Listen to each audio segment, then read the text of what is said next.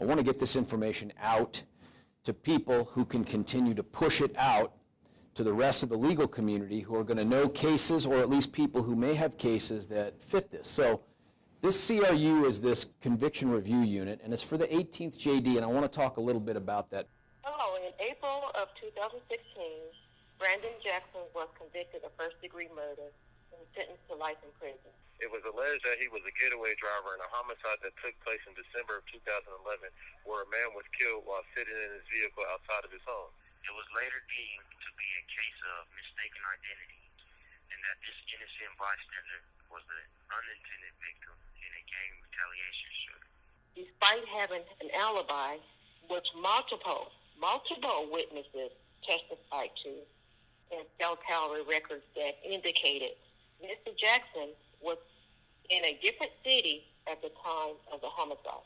But what's important about that is we're a very active jurisdiction, and we have been since even before I took over in 2013. We filed last year somewhere on the order of 5,300 felony cases. That's a huge increase. When I took over in 2013, that first year, we filed about 3,600. That's about a 50% increase. That trend is not unique to us. That is taking place all over the state of Colorado, and I don't think there's one good reason for it, one good answer. He was convicted of first-degree murder under complicity theory.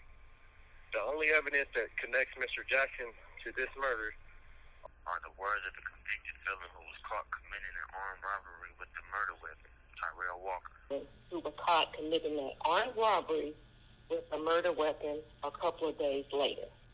After being caught red-handed with the murder weapon, Tyrell Walker admits to being on the scene of the murder in December of 2011.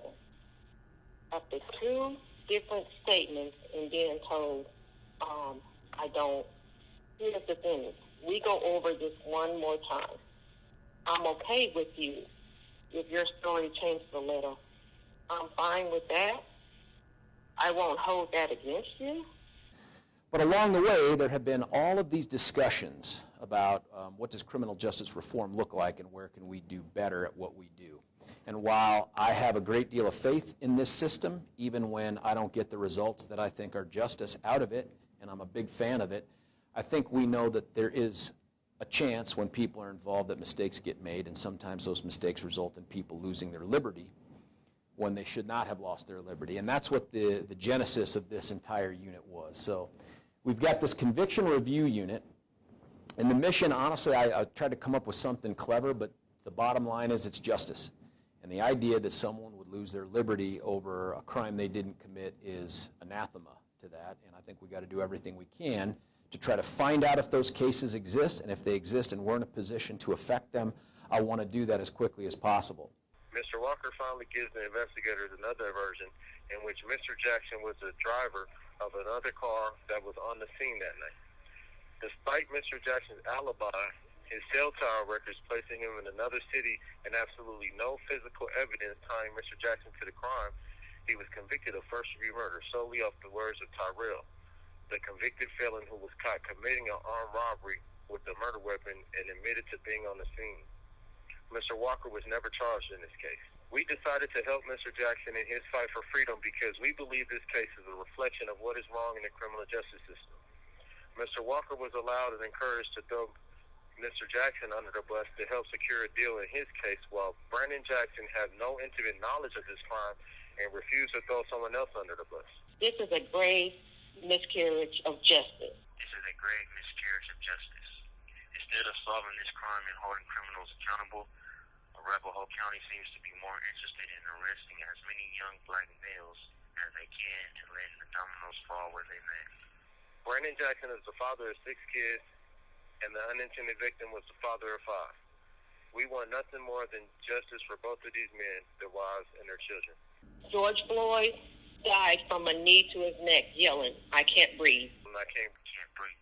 While so many young men have a gavel to their neck screaming, "It wasn't me. It wasn't me. It wasn't me." We will fight to change this because Black Lives Matter. Black Lives Matter. Black Lives Matter. I want to be very active about getting the word out. So one of the things we've done is to put up on our website all the information about this unit, eligibility, the forms you need to fill out to get this done. So that's all there, and it's an easy website, da18.org. Turning a wrongful conviction can be a long and grueling ordeal, but in Arapahoe, Douglas, Elbert, and Lincoln counties, the odds of success just went up. I'm very optimistic about it. 18th Judicial District DA George Brockler is putting a call out for qualified volunteers to be part of his conviction review unit. Retirees from prosecution, from defense, from law enforcement, judges. Those professionals will review applications from those convicted of crimes attempting to prove their innocence. What this is about is potentially the discovery of new evidence or a witness that hadn't previously come forward, or something along the lines that wouldn't normally be addressed by the appellate process. In other words, the new unit will not review legal challenges like procedural errors, only legitimate claims showing they shouldn't be locked up or under community supervision. It's a unit Brockler says is fairly unique in the Denver metro. Boulder County has a different process, but one Brockler says works to achieve the same objective. My best guess is, and my hope, is that there are no cases that fit this bill. But if there's even one, just even one, we got to have a process like this in place to free that person. With the unit just launching, we're told there have been no requests to review convictions just yet. If someone is able to prove his or her innocence, Brockler says he could petition the court to throw out a conviction, or if all else fails, call on the governor to issue a pardon. And those requesting a review are expected to fill out a form available on the DA's website. Also, those hoping to volunteer should apply on that same website. We have a link at kdvr.com. In the newsroom, Michael Konopasek, Fox 31.